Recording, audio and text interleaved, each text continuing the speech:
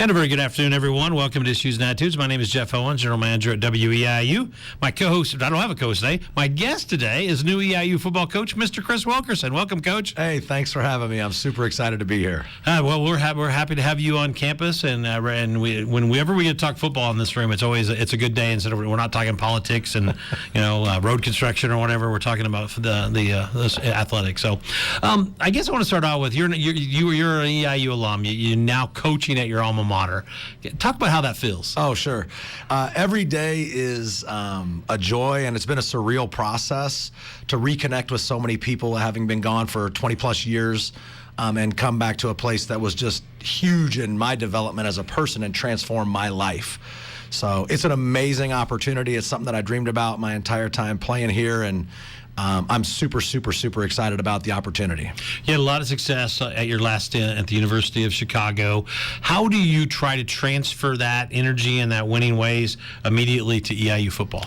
Yeah, so, the essence of football coaching is still, building trust and building relationships and helping the players be the best versions of themselves. So that doesn't change level to level. And so this process has started with us as a staff connecting with our players and earning their trust, building relationships. And that's something that I feel like we laid a really, really solid foundation during this spring. The X and O stuff is stuff that's going to take care of itself. Our job as coaches is certainly going to be to play to the strengths of the skill set of the hand that we've been dealt every year. So we will tweak our offense and defense and special teams to play to the strengths of our roster. We'll certainly try to recruit a certain student athlete that will fit here in Charleston at Eastern Illinois, but very excited about the future. The spring went very, very well. Our kids gave great effort, enthusiasm, and communicated extremely well, and we built some solid relationships. So I'm really excited about this fall. Tell us a little bit about your coaching staff you've assembled and how you feel about them. Amazing group of people. Was really fortunate. Our offensive coordinator, Joe Davis, comes most recently from the University of Albany, has had a very, very storied career so far as a play caller and as a quarterback coach. My associate head coach on offense is going to coach our wide receivers and is our special teams coordinator, Kyle Derrickson. He and I work together at the University of Chicago. Kyle has Division I experience. Grew up in and around the Chicagoland area. His mom and dad actually are Eastern Illinois graduates. Oh, really? His dad played basketball here back in the 70s. So Kyle's an awesome addition. Our wide receivers coach, our tight ends coach, Gunnar Twiner, played at Western Illinois, and Gunn is an outstanding coach and communicator and mentor. Our running backs coach, Turner Pugh, played at Northern Illinois. Outstanding again, mentor, motivator, recruiter. Our offensive line coach, John Canova, is a suburbanite from the southwest suburbs of Chicago, went to Bennett Academy and played at North Central College, but has been with a guy that I had worked with here, and he's been with him at Texas Tech and at Utah State, has done a phenomenal job with our offensive linemen. On defense, Adam Gristick, our new defensive coordinator, linebackers coach, is a guy that played football here at Eastern Illinois as well. Our corners coach, DJ Bland, also played football here at Eastern Illinois. He worked a little bit around here back in the day. That's exactly right. Yeah. So Colin Geyer, our nickels coach, outside linebackers coach, he's a guy that also got his master's degree here at Eastern Illinois, left to go to the University of Arkansas, and has come back. Clay Bignell, our pass game coordinator and safeties coach, most recently comes from Vanderbilt University, but has been at Notre Dame. Wow. Has been around, a very, very, very good football coach. And our defensive line coach, John Morris, was one of the guys that I also retained. Goes by Adam Morris, but does a phenomenal job. He's also a recruiting coordinator. And then our offensive line GA, Cole Hoover, is a guy that's also a Charleston native and an Eastern Illinois graduate. And our defensive GA, Andrew Brady, played college football at Wheaton College. But that group of people are outstanding football coaches. They are outstanding mentors, motivators, recruiters, counselors. They wear a lot of hats, but most importantly, they're very, very good people, and they're a great fit here in Charleston at EIU. The buzzword on all these athletics, they talk about culture change. So do you believe in the word that a coaching staff can create the culture change? Does that have to come from the players too? Oh, it's a combination. Okay. Again, I think you got to earn the trust of the players. they have to understand that we care about them more as people than we do as players, and that we are going to help them each be the best versions of themselves. But I am a believer in culture. In my humble opinion, having coached college football now for this will be my 28th year this fall, culture eats talent for breakfast. So if you've got a solid foundation as a culture, you'll have a chance to be successful each and every Saturday. What about the portal and the NIL? How is it changing what you do as a head football coach at Eastern Illinois? It's something that is constantly evolving. We're all trying to figure it out right now. Certainly it has changed the recruiting process from a portal standpoint. And so for those that are not familiar, it's the transfers, and each student athlete is given a one-time transfer, and they can jump into this NCAA transfer portal, and without question, they could go to another school and be eligible right away. And so that's very different. We still believe that our core, the nucleus of our football team, will be high school recruits that will be 4- and 5-year developed student athletes at Eastern Illinois University. Now, that being said, we're still going to use the portal, and the NCAA and the AFCA are still trying to tweak that as we go forward. But we're going to use that and the junior colleges still to accent pieces on our roster. So if we have some immediate need, or if we lose somebody into the portal that may have been an older, more established player, it does allow us a way to go and find somebody where we might find somebody who might be a little more prepared to compete right away. The name, image, and likeness stuff is certainly here to stay, and I think there's a tremendous benefit for the student athletes. Again, it's a new thing, and I think it will constantly evolve as well. I know the NCAA and the AFCA are working closely to try to figure out the best course of action for everybody going forward, but it's just something that it's here, and we will find a way to evolve or perish. There you go. It is a different landscape for sure. Recruiting. Let's talk about your philosophy on recruiting. And I mean, do you try to win the state? Do you want to win the region, or the central, or are you 50 states and everybody's open target? What's your plan? Sure. So we'll go anywhere to find a player. The most important thing for us is going to be fit. Do they fit athletically, academically, and culturally? Yeah. That's what we're looking for. Kids that are the right fit here in Charleston at Eastern Illinois University. It's made it a lot easier now with technology. I mean, you can grab any kid's video highlights and get his videotape with a couple clicks of a button now. And so we do have a very, very vast range of alumni contacts and networks all across the country, whether it be all the way in the Pacific Northwest, or in the Northern California junior colleges, or all the way down in South Florida, all the way up into Maine, and certainly down in the Southwest, in Southwest Texas and Southern California.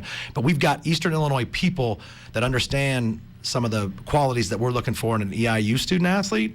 And we are going to follow up on every single lead that we possibly can, and certainly try to find the best 15 to 20 to 25 players every year. The other thing that you're coming into is the OVC is ever changing right now. So when you kind of prepare, is it tougher to prepare for a conference that's ever changing? Because when you look at the schedule this year, it's only 5 real conference games. Yeah, no, it's again something that I know is a work in progress, and I knew going through the recruitment process, coming back to Eastern, the future of the OVC in football is certainly something that is being talked about and worked on at the very highest levels, whether that's the director of athletics, whether that's the president of the university, and certainly the conference commissioner. But it's something that I think they meet on weekly. We feel very good about the future of the conference with the addition of Lindenwood. There may be some additions coming here in the near future, and if not, I know there are some additional plans to merge. How that merger looks and what exactly that looks like still to be determined, but with the Big South. So we're excited. The most important thing for us is going to be to be in a conference that's affiliated with the NCAA playoffs. And so if our conference champion, regardless of the number of teams that compete, still has an automatic qualifier slot into that FCS championship playoff field, that's what we're looking for, an opportunity to win the conference and get a seat in the national championship playoff.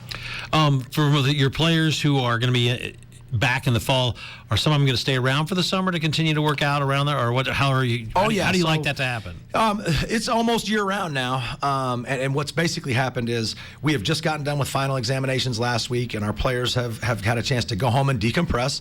Intersession actually starts today, so some of them may be involved. Most of the classes in the summer now are actually online. I think that's something that may be here to stay, but the majority of the players will be back the first week in June for about an 8-week, about a 7-week training session. And then they'll get another week off before we start preseason camp. So they'll go from June 5th to about July 22nd. And then they'll have a week off, and then we report back August 4th is our reporting date, with our first practice for fall camp being August 5. But there'll be a substantial number of players, probably of the returners, upwards of 90 to 95% of them will be here. Most will be enrolled. There are a few that are exempt and they don't have to be enrolled, but then obviously they'll be training with our strength conditioning staff. So, okay. And how many players do you plan on having for the fall? So we should have the NCAA maximum allowable roster to the start of preseason. There'll be 110 players. Okay, wow. Summer football camps, will they be coming back? Or I know we've had COVID and the coaching changes have kind of hurt the last couple of years, but are we going to do camps again? Great question. So for us hosting camp this summer, actually we are behind. So next summer, summer of 23, we absolutely plan on having all of our football instructional camps on campus and be back up and running. We will still have a youth camp this summer, and there'll be more information be available online here in the very near future. But for us, as far as recruitment goes, our staff will be out and about at a ton of what have become mega camps. In St. Louis, they bring 200 or 300 different college and university level coaches to their place at Lindenwood University, and they have a St. Louis mega camp. The University of Indianapolis hosts an Indianapolis mega camp. North Central College hosts a Chicago mega camp. Northwestern hosts a Chicagoland area mega camp. Those riser camps. They are. They are.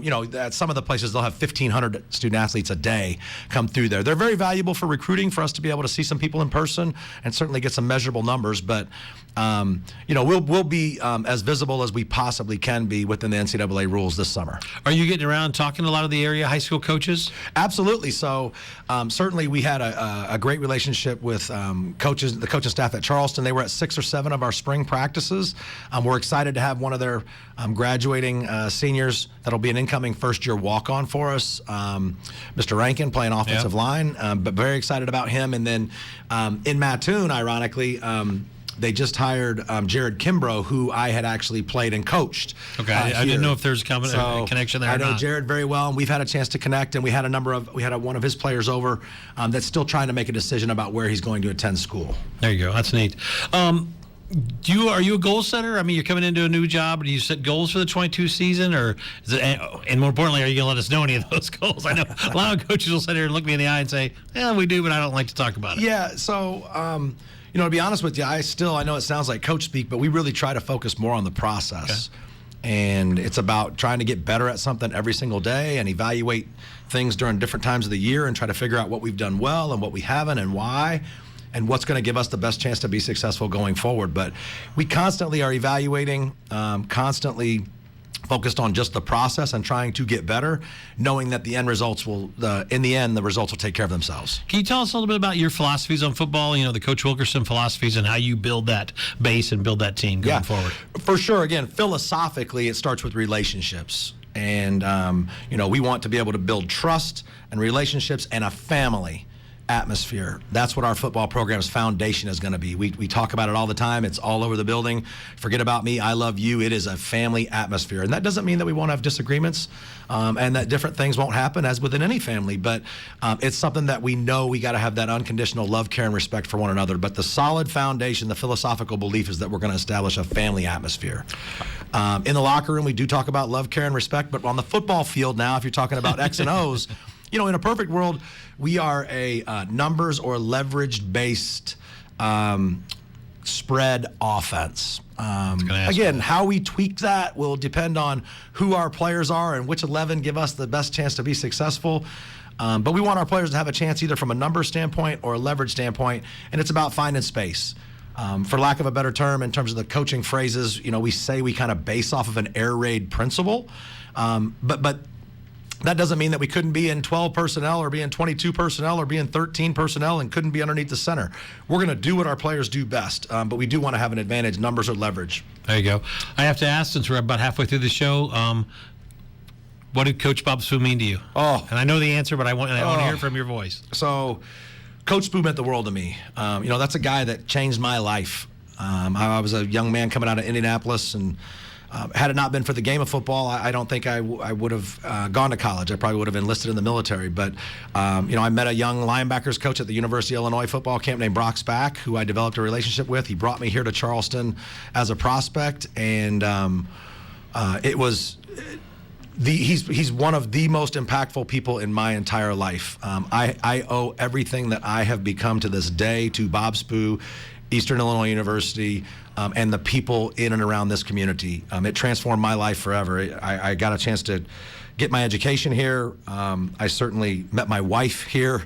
I got my start in my profession here, and some of the relationships that I have to this day are still as a result of those very first 4 and 5 years here at Eastern Illinois. But he was like a father to me, and somebody that was my closest mentor. Do you have a quick story you can tell about him? That maybe we've heard a lot of the stories about Coach Spoo. Is there something you could share if you don't mind? If you get that, I'm putting you on the spot a little bit. But. We've talked a lot about Coach, and people know, hey, he had the highest character and he had the highest morals, and he was such a good person. But you talk about strength and conviction, and I can go back to when I was a senior in college. Playing for Coach, and this is before I even got to know him as a coach-coach relationship. But my senior year, 1994, we were 2-5, and everybody knows that you do have to have some results in this business. And then Bob had told me when I got into this, there are two types of coaches: those who have been fired or those who will be fired. Sometimes it's within your control, and sometimes it's not. But you have to know that. And so, anyway, we're 2-5, and we knew that. The word was that Coach wasn't going to have his contract renewed if we didn't win 6 games. So we had to win the last 4 games. And we're playing Indiana State, I think, at home, and we're down, 14 or 20 or 21 points, and we come back and we win the game. Well, now we're going on the road, and so we've won 1. And that was a tough one, and we knew that it was going to be a tough one going into the game. And now we're going on the road, and this is the most difficult probably of the 4-game stretch. And we're going to Bloomington, Illinois, and we're going to play the Redbirds. We hadn't won in Bloomington in quite some time. And, the night before we leave for the game, one of our more productive players, I think, makes a poor choice and shows up late. And Coach had made a decision he was going to leave him at home. And so we did. We left him at home. And we go to Bloomington, and I think there's a undertone with the team and with the coaching staff, and is he really going to do this? This guy would have given us a pretty good chance to be successful. He was our leading rusher and probably our leading receiver and was our punt returner. Anyway, and we make our way to Bloomington, and it is storming that night. I mean, it is raining like cats and dogs in our team meeting.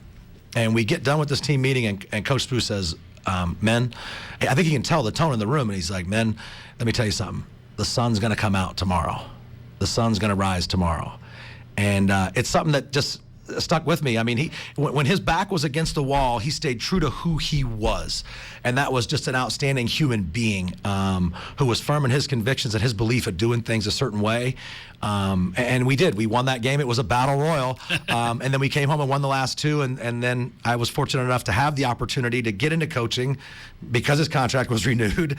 And then we were 10-1 the next year and go to the playoffs. And he starts one of the greatest runs in Panther football history. So that's probably one of my favorite Coach Spoo stories. Now, you're an Eastern Illinois University head coach now, Mr. Wilkerson. So we have to ask, who's going to be the quarterback? Well, that's a great question. We had some great competition this spring. 4 quarterbacks that were currently on our roster, and they all did a great job competing, and they all had a chance to run with the first group. Certainly as we entered the spring game, there was one that had separated himself just a little bit and had the opportunity to run with the first group. But what we told all 4 quarterbacks at the beginning of the spring was, nothing that happens just this spring is going to dictate who that starter is when we get out there September 4th. There's still a lot of football to be taught, a lot of football to be learned, a lot of football to be played. So the answer is still to be determined. And we are in the process of potentially adding another person to that room. But there will be some outstanding competition, I have no doubt, and whoever has the opportunity to be the first one out there, I know is going to do an outstanding job leading our football team and offense. Are you a one quarterback coach? I mean, you don't like to do the switch? Well, I think, again, it depends. I mean, if you have to switch, I get it, but I mean, you would prefer to have a starter and not have any. I think it depends, again, on the room, on the year, on the team, the style of football that we have to play. I said at the beginning, part of our job is to adjust and improvise, adapt and overcome, adjust to the strengths of the skill set of the team that we have every year. So, if we have somebody who has earned the right to have a different role and I don't know, for the lack of a better term, run some different packages with, that's something that I have been around. So it really depends. Each year is unique. At Chicago, I was fortunate where I had pretty much a one quarterback system. At Dartmouth, we certainly had different years where we had one quarterback system and other years where we had two quarterbacks. So every year is unique, and I think it's still also to be determined. There you go. Returning leaders that are good, I don't mean really on the football field, but who are your returning leaders that are your core guys that in that locker room are going to help you? Oh, absolutely. So we did announce our captains for the 2022 season at the conclusion of our spring game. Jalen Benefield is somebody that is one of our tailbacks. Really explosive, but a phenomenal student athlete. He's going to be vice president of SAC next year. He's been a member of the Student Athlete Advisory Committee for the last 2 years. Just an outstanding person and football player. Our defensive tackle, Tim Varga, is going to be one of our captains as well. Again, an outstanding person, an accomplished student athlete. Colin Bohanek is a guy that has been one of our leaders. Our middle linebacker has started 17 games here already, and he's only been here for 17 games, has earned the respect of his peers. Jordan Vincent is another, is in the same class. And it's an interesting, Jordan was elected captain by his peers, and he didn't practice at all this spring. So as this new group was assembled and a new coaching staff was assembled, he still had the respect of his peers from the work ethic that he had put in, on the field. And then Jay Valley is our senior captain. Tight end, was also banged up last year, but had a phenomenal spring. So those 5 have been elected captains. But during the course of the spring, there were some guys that really, really stuck out, that were young guys that might not necessarily be captains, but had really super productive springs. In the backfield, Pierre Marquenzi is our transfer running back from Syracuse University. He had a phenomenal spring this spring. Adarius Smith and Dwayne Cooks showed some really good flashes at wide receiver on the perimeter. And in the back end, in our defensive backfield, Blake Ruffin is a guy that we're super excited about. He had 2 interceptions in the first half of the spring game, and somebody that appears to have a very bright future in our football program. Always ask the head coach going into a new year. Also, is the NCAA, have they set down is there any new rules, new changes? Seems like every year they're always tweaking the game. Oh, they are. They're constantly tweaking the game, and I think the biggest thing is basically they're not going to allow any low blocking anymore, as we look at it, unless you are within the immediate area and face up. So the offensive linemen may be cutting on quick game pass protection, but other than that, they're going to try to keep all the blocks above the waist. I think it's a safety rule. Again, the game has evolved over the last 20, 25 years, and it's a much safer game now. It's a better game for our student athletes and certainly for the future of college football. Will you implement any new traditions for game day and for the team? So it's something that we are still in the process of working through with our captains and with our leadership council and with our coaching staff. We're not going to do stuff just to do stuff, but there are some things that I know that we will do that we had done even all the way back to when I was here. The fight song is something that's big and near and dear to my heart, and the players certainly will know the fight song, and win or lose, we'll sing the fight song at the conclusion of the games, but hopefully it'll be on the winning side more often. How excited are you to get to that Northern Illinois first game, just to put on the pads and be the head coach of EIU? Very excited. Again, every day we're constantly still growing and preparing and learning and building relationships, but I think that you do so much preparation in the game or the sport of football for really 11 opportunities that are about, 2.5 to 3 hours long, 33 hours, somewhere between 33 and 40 hours of actual football game. And if you break it down into minutes, it's even less for the players and for the coaches of the actual ball being snapped until the whistle blows. The clock's running sometimes and not. So, but you think about the hundreds and hundreds and hundreds of hours that you put in terms of planning and preparation and practice and meetings and lifting weights and coordination and recruitment of coaches and development of players. So we're really right now still focused on the process of that, but we are excited to get to those examinations or tests this fall. That's a good way to break it down. Never thought about that before.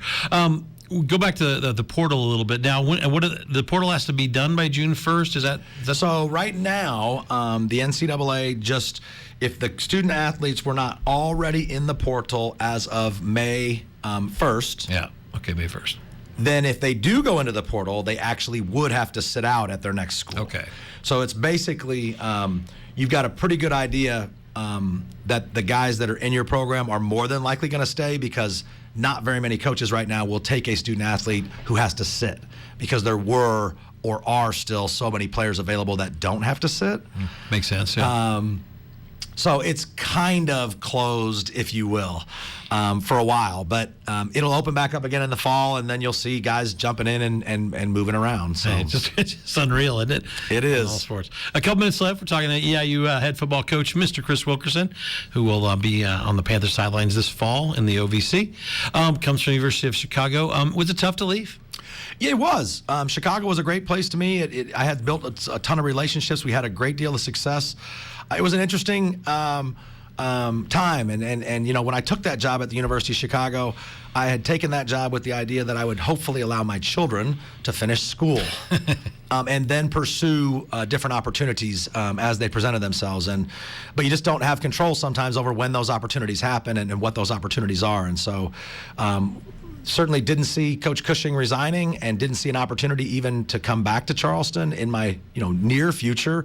And the timing was pretty unique. We were at the American Football Coaches Association convention in San Antonio, Texas, and the news broke. And by the time I had gotten back on the airplane, I had talked to some different people that were involved in the process. And things happened very quickly. But as we went through the process and I learned more and more about it, coming home was just something that I couldn't say no to, and felt like it was absolutely the right fit for me. So it was difficult to leave. Again, we had a lot of success, and I had built some strong relationships, and I was grateful for them to give me that opportunity to be a head coach. But the 28 years, 9 as a head coach, and certainly 18 at the Division I level, I feel like have prepared me very well for this opportunity, and to come back and to transform a place that had transformed my lives and so many others is exciting, and I'm looking forward to the challenge. Is it safe to say that you kind of had an eye on EIU? Oh. But it was maybe going to be a few Always. years down the road? I joked at my press conference from the day that I set foot on O'Brien Field as a coach. It's something that I dreamed about.